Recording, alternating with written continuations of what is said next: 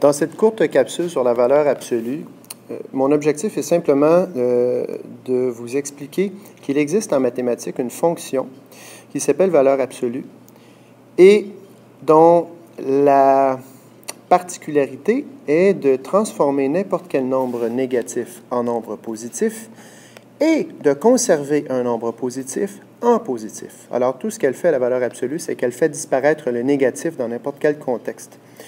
Par exemple, ici, si je veux exprimer la valeur absolue de x, la notation de la valeur absolue, c'est 2 barres verticales de chaque côté de la variable ou du nombre. Alors, avec les exemples suivants, ça va être facile de le visualiser. Alors, la valeur absolue de moins 2, c'est 2. Ça devient positif. Mais la valeur absolue de 2, c'est 2 aussi. Donc, ça ne change rien sur un nombre positif. Alors, le reste découle. La valeur absolue de moins pi, c'est pi.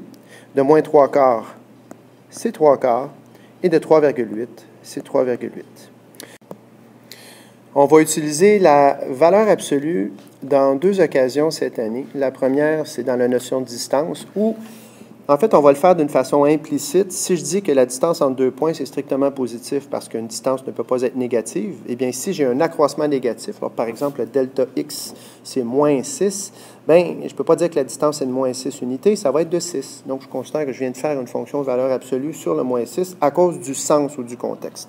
On n'est pas obligé du tout, de rentrer la formule comme ça, simplement de préciser qu'une distance est toujours positive. La seconde occurrence cette année où on va utiliser la valeur absolue, ça sera en statistique et on verra ça quand on sera rendu là.